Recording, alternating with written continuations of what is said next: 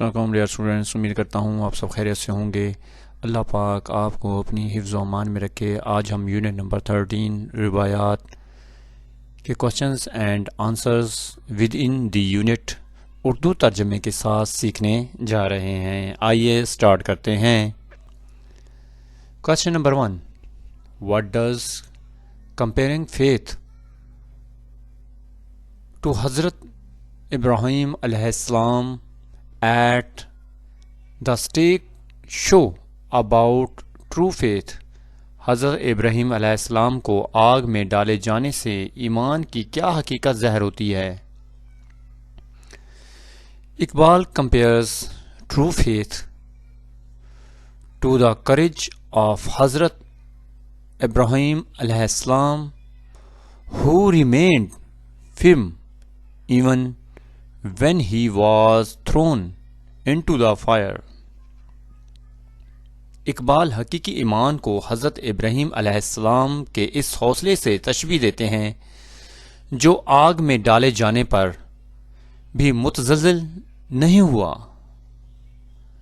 This shows that the real faith never weakens during difficulties and gives a person strength greater than fear۔ اس سے ظاہر ہوتا ہے کہ سچا ایمان مشکل حالات میں بھی کمزور نہیں ہوتا اور انسان کو خوف سے زیادہ طاقت دیتا ہے۔ Question 2، What do you think the phrase Islam's fire blends means؟ اسلام کی آگ جذب ہوتی ہے سے کیا مراد ہے؟ The phrase means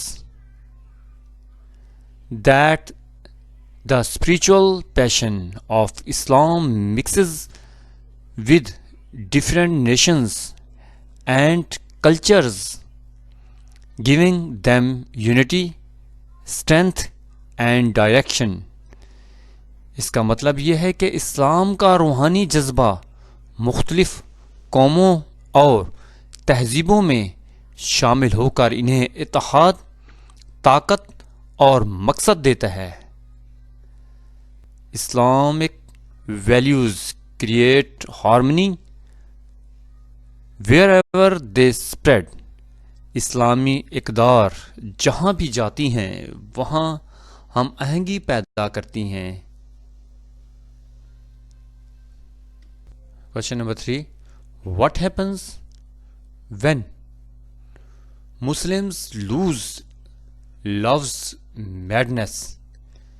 جب مسلمانوں سے محبت کی دیوانگی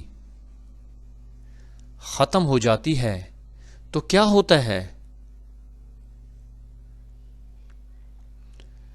When Muslims lose love's madness, their passion for faith weakens and their prayers become emotionless۔ جب مسلمانوں سے محبت کی دیوانگی ختم ہو جاتی ہے تو ان کا ایمان کمزور پڑ جاتا ہے اور عبادت میں روح باقی نہیں رہتی۔ Their unity breaks and only superficial faith remains without spiritual depth۔ ان کی صفیں منتشر ہو جاتی ہیں اور ایمان صرف ظاہری رہ جاتا ہے۔ ڈیئر اسٹوڈینٹس، امید کرتا ہوں کہ 3 کوشچنز اینڈ آنسرز اردو ترجمے کے ساتھ آپ کو سمجھ میں آ گئے ہوں گے۔